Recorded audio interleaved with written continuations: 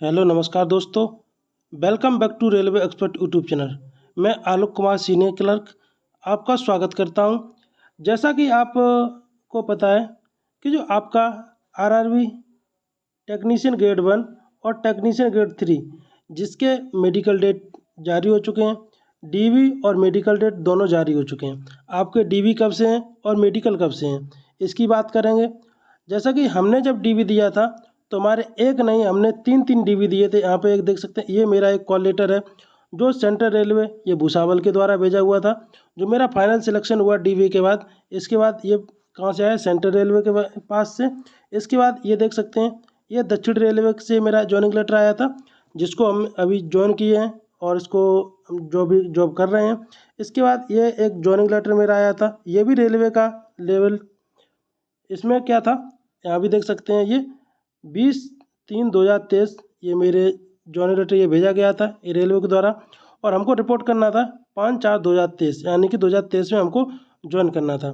इसी के साथ मैं आपको पूरी डिटेल बताऊंगा कि कैसे मेडिकल होता है और मेडिकल में क्या क्या होता है, कितनी फीस लगती है, आपका डीवी में कौन कौन से डॉक्यूमेंट्स चाहिए, और अगर डॉक्यूमेंट्स में कुछ कमी है तो आपको क्या करना है। ये सभी वीडियो हो सकता है थोड़ा वीडियो लंबा हो जाए, लेकिन वीडियो में एक भी जानकारी, एक वीडियो आप ये देखेंगे तो आपके लिए पर्याप्त होगा, आपको दूसरे वीडियो देखने की ज़रूरत नहीं पड़ेगी। चलिए चलते हैं, आज की बात करते हैं। और वीडियो में आगे बढ़ने से पहले अगर आप इस यूट्यूब चैनल पर नए हैं तो आप वीडियो को लाइक कर दो और चैनल को सब्सक्राइब कर दो। और अभी तक आपको ये नहीं पता होगा, जो भी हम जानकारी देते हैं वो बिल्कुल 100% सही देते हैं, कोई भी इसमें झूठ नहीं देते हैं। तो चलिए आप दिखाते हैं आपको मेडिकल कब से और आपकी प्रोसेस क्या रहती है। जैसा कि आप यहाँ पे देख पा रहे होंगे, ये जो मेडिकल डीवी मेडिकल शेड्यूल है, ये हैं बेंगलोर जोन के। बेंगलोर जोन के आ जाएंगे ग्रेड 1 ग्रेड 3 के लिए, जिसका रिजल्ट था वो उन्होंने बताया कि 12 तारीख को और 19 तारीख को इशू किया गया था। मैंने 18 तारीख को ही आपको बता दिया था कि आपका रिजल्ट 19, 18 या 20 को, या 3 दिनों में आपका रिजल्ट आ जाएगा। इसमें आपको लिए बताया है कि आपका डीवी होगा, डीवी के जस्ट अगले दिन आपका मेडिकल होगा, और मेडिकल के लिए आपको 24 रुपीज़ पेड करना होता है। ये आपके केवल ये बेंगलुरु जोन में ही ना, बल्कि पूरा रेलवे में आप कहीं भी मेडिकल देने जाएंगे तो आपको 24 रुपये मेडिकल के लिए पेड करना पड़ता है। ये आपके ईसीजी एक्सरा इसके लिए खर्चा होता है जो आपको देना पड़ता है। इसके बाद यहाँ पे इन्होंने डेट दी है कि 8 तारीख, ये 7 तारीख को बुला रहे हैं। उसमें जो सुबह की शिफ्ट में है वहाँ पे बुला रहे हैं 35 बच्चों को, और शाम की शिफ्ट में वहाँ पे बुला रहे हैं 25 बच्चों को। अब आपको क्या लगता है, आपको इसी टाइम पहुँचना है? हाँ बिल्कुल, आपको इसी टाइम पहुँचना है। आप ये नहीं कर सकते कि आपकी सुबह की मीटिंग में तो आप शाम की मीटिंग में जा रहे हैं, आपका शाम की मीटिंग में तो आप सुबह की मीटिंग में जा रहे हैं। ये नहीं कर सकते। वहाँ पे आपको शिफ्ट वाइज बुलाया जाएगा कि सुबह के मीटिंग वाले किस टाइम रिपोर्ट करेंगे और कब तक इनके डीबी हो जाएंगे और कब तक इनको मेडिकल में भेजा जाएगा। तो आपके जो मेडिकल हैं, जैसे ही डीबी होगा, डीबी के लिए आपके डॉक्यूमेंट सब बता देते हैं कि आपको क्या क्या डॉक्यूमेंट चाहिए। सबसे पहले आपने जो भी डॉक्यूमेंट्स अपलोड किए हैं, चाहे आपने आईटीआई डिप्लोमा किया हो, चाहे पॉलिटेक्निक किया हो, बीटेक, जो भी आपने डॉक्यूमेंट्स ऑनलाइन भरते टाइम लगाए, वो डॉक्यूमेंट्स होना कंपलसरी है। वो डॉक्यूमेंट्स सभी लेके जाना है, और सभी डॉक्यूमेंट्स हैं वो 2 सेट में लेके जाना है। ये भी बता दूं, सभी डॉक्यूमेंट्स 2 सेट में लेके जाना। जिसको आप अटेस्ट करवाना है वो आपको गजटेड ऑफिसर से अटेस्ट करवा के लेके जाना है।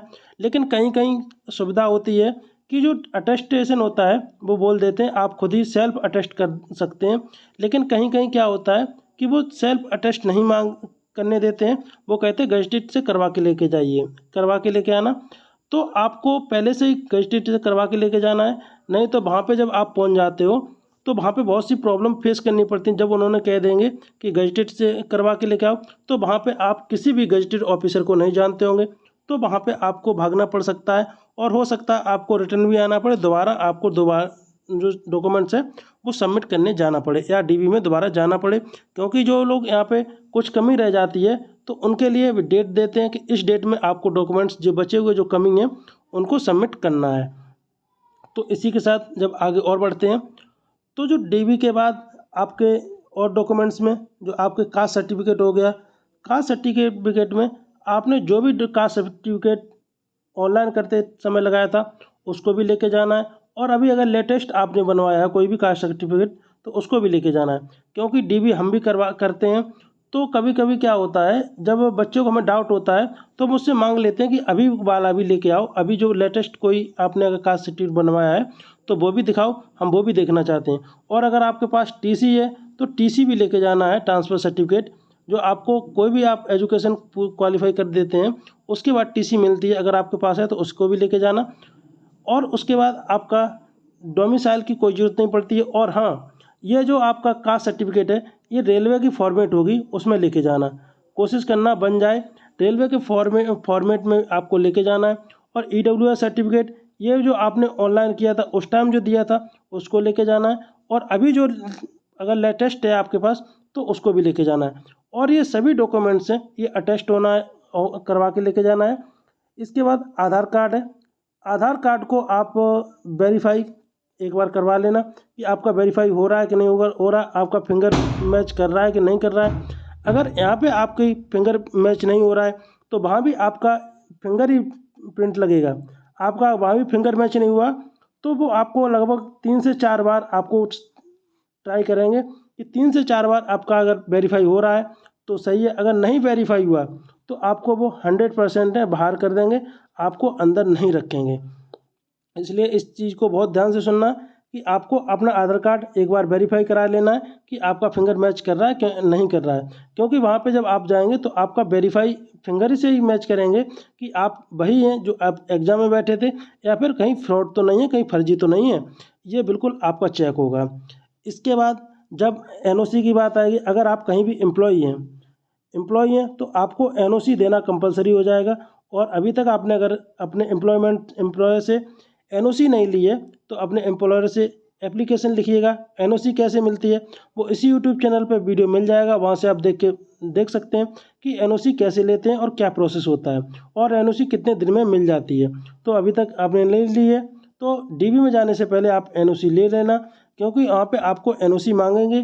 तो इसके बाद एनओसी हो जाएगा तो ये जब पूरा डॉक्यूमेंट्स वेरिफिकेशन हो जाएगा तो लगभग शाम को आपका फर्स्ट शिफ्ट में भी हो जाएगा। फर्स्ट शिफ्ट का जैसे ही पूरा हो जाता है डीबी तो आपको वो मेडिकल कार्ड देने स्टार्ट करेंगे। मेडिकल कार्ड कैसे होंगे वो भी हम दिखाएंगे, और कैसे मेडिकल होता है वो भी दिखाएंगे। तो मेडिकल कार्ड देना स्टार्ट करेंगे, और वही मेडिकल कार्ड आपको बिल्कुल प्रॉपर लिफाफे में मिलेगा। उसी को लेके आपको वो हॉस्पिटल में एड्रेस लिखा होगा उसी लिफाफे में, तो वहाँ उसी हॉस्पिटल में जाना है। वहाँ पे जैसे ही आप सीएमओ वहाँ पे रहेंगे तो सीएमओ को जैसे ही अपना वो लेटर दिखाएंगे वैसे ही वो आपका लेटर ले लेंगे और आपको वेट करने के लिए बोलेंगे कि आप वेट करिए, अभी हम आपका मेडिकल स्टार्ट करवाते हैं। तो जैसे ही वहाँ पे लगभग 8 से 10 बच्चे हो जाएंगे तो वैसे ही आपका ग्रुप बना दिया जाएगा।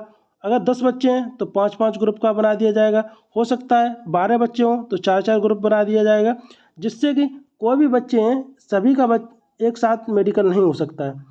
तो क्या करते हैं वो लोग, जैसे 5-5 का ग्रुप बना दिया, अगर 15 बच्चे हैं तो 5-5 का ग्रुप बना दिया, तो 5 बच्चों को आपको जाना है आई के पास जाना है, जो आई का डॉक्टर होगा। क्योंकि ये 5 बच्चों का जब तक आई का डॉक्टर काम करेगा तब तक ये 5 बच्चे जो नेक्स्ट हैं वो ईयर वाले के पास जाएंगे, जो कान वाले के पास जाएंगे।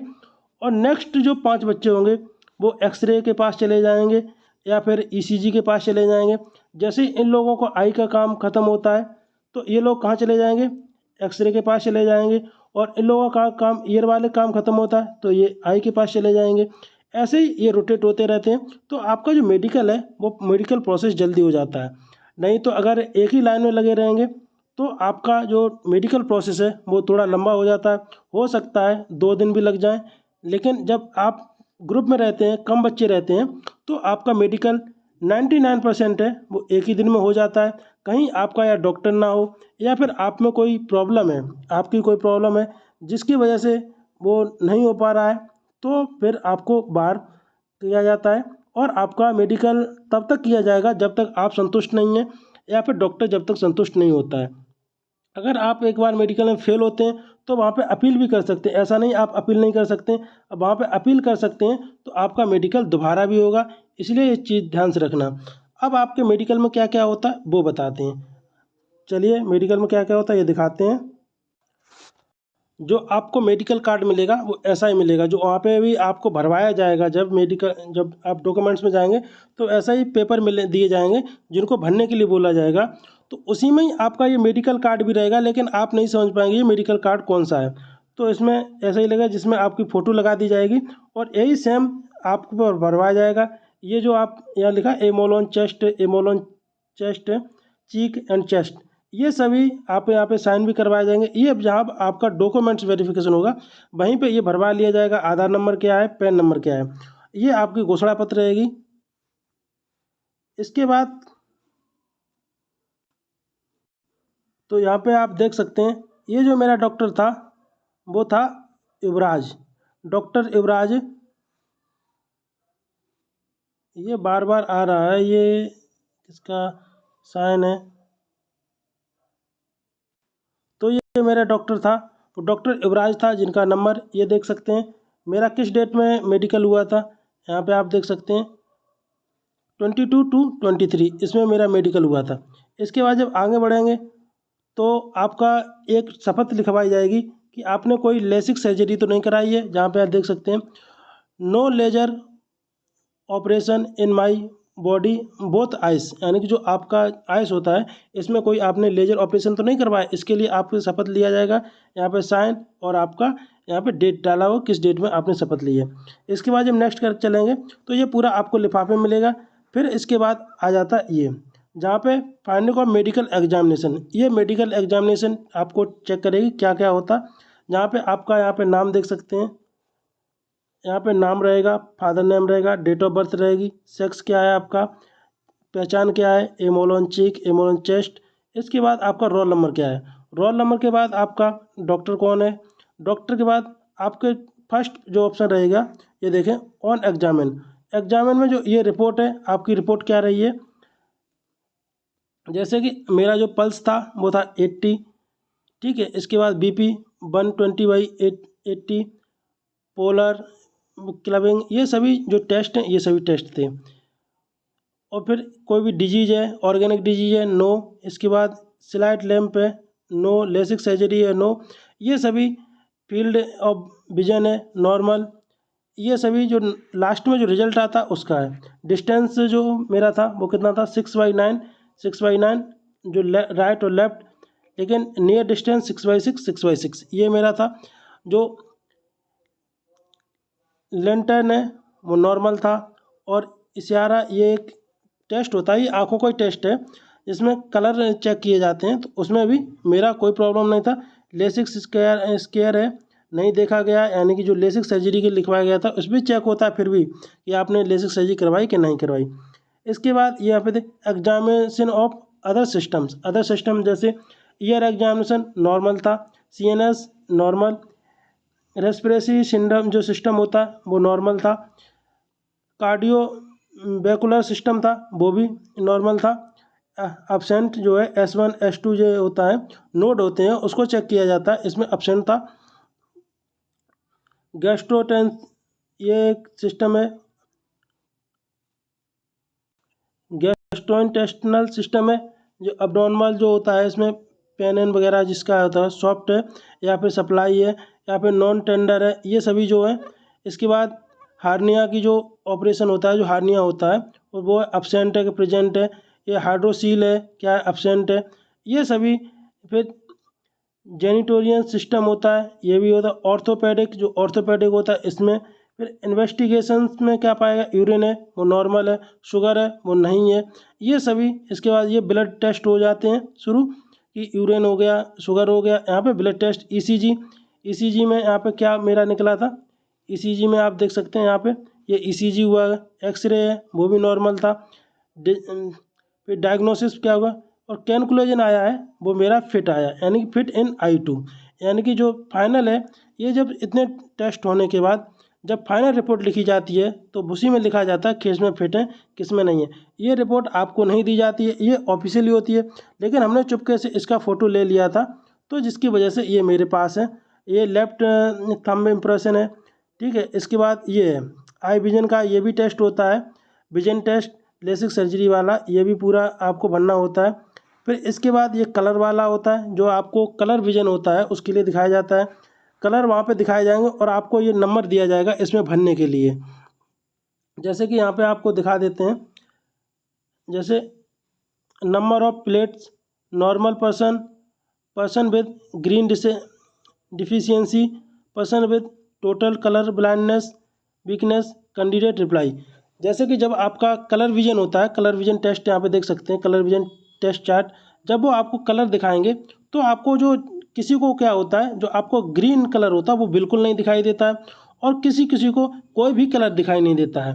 तो इसलिए यहाँ पे जिसको आपको कलर ग्रीन कलर नहीं दिखाई देगा उसके में ये मार्क यहाँ पे रखा जाएगा, और जिसको दोनों नहीं दिखाई देंगे वो ये मार्क यहाँ पे रखा जाएगा, यहाँ पे लिखा जाएगा, और जिसके नॉर्मल होगा उसके ये नंबर है वो इस कॉलम में लिखे जाएंगे कैंडिडेट रिप्लाई।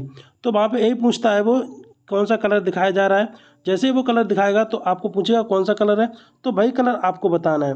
अगर आपने कलर में चूक कर दी या आपने कलर में गलती कर दी तो वो आपको पॉइंट दे देगा। जैसे कि यहाँ पे देख सकते हैं पूरा जितना भी ये नंबर जो लिखा होगा नॉर्मल वाला, भाई ये पूरा नंबर नॉर्मल में मेरे में लिखा होगा, क्योंकि मेरा कलर विजन नहीं था तो हम नॉर्मल थे। इसके बाद यहाँ पे देख सकते हैं प्रो10 होता है, ड्यू10 होता है, ये भी आपका जो आँख का ही टेस्ट होता है, ये पूरा नॉर्मल था। फिर ये भी कलर का ही टेस्ट है। यहाँ पे लाइट, यहाँ पे क्या होता है, एक आपको लगभग 6 से 7 मीटर पर खड़ा किया जाएगा, वहाँ से बिल्कुल हल्का बिंदु दिखाया जाएगा, आपको एक आँख बंद कर ली जाएगी और उसमें दिखाया जाएगा कि आप बताइए कलर ये कौन सा। कभी कभी आपको रेड और ग्रीन में अंतर ही नहीं समझ में आएगा कि रेड जल रहा है ग्रीन जल रहा है, तो वहाँ पे भी ये आपको दिखाया जाएगा रेड, ग्रीन, वाइट, डार्क, ये कैसे कैसे कलर हैं। जैसे जैसे आप बताते जाएंगे वैसे वैसे ये लोग लिखते जाएंगे। तो इस प्रकार आपका आँख का हो गया। फिर ये यूरिन वाला हो गया, यूरिन का क्या है, एग्जामिनेशन अदर सिस्टम, ब्लड का हो गया। फिर इसके बाद जब आप लास्ट में है, ये आपका एड्रेस पूरा भरा जाता है, क्योंकि आपको रिपोर्ट है वो पूरा रिपोर्ट करनी। यहाँ पे डॉक्टर ने लास्ट में साइन कर दिया कि हाँ जो भी हमारे द्वारा एग्जामिन किया गया वो बिल्कुल सही था, वो ये A2 में पास हुए और 22/2/2023 को ये पास हो गए। ये था पूरा मेडिकल का सिस्टम। ऐसा ही इतने ही मेडिकल होते हैं, आप जहाँ पे लगता है कि आपको मेडिकल बहुत कम होते हैं, नहीं, इतना पूरा ये ऑफिशियल है जिसमें पूरा डाटा है कि किस में पास होते हैं, किस में क्या हुआ, किस में क्या मेडिकल हुआ, ये था पूरा डाटा। और ऐसे ही आपको भी अभी भी कोई समझ में नहीं आई है या आपके कोई प्रॉब्लम है जिसके बारे में आप एडवाइस लेना चाहते हैं कि नहीं ऐसे हमारी प्रॉब्लम ये है, तो बिल्कुल आप कमेंट करना, नहीं तो आप हमारे टेलीग्राम चैनल से जुड़ जाओ और वहाँ पे कमेंट करना कि ऐसे ऐसे ये मेरी प्रॉब्लम है, जिसके लिए क्या करना चाहिए और जिससे कि हम फिट हो जाएं, अनफिट ना हो। तो चलिए इस वीडियो में यहीं तक, वीडियो बहुत लंबा हो गया। मिलते हैं नेक्स्ट वीडियो में नेक्स्ट अपडेट के साथ। थैंक यू, धन्यवाद।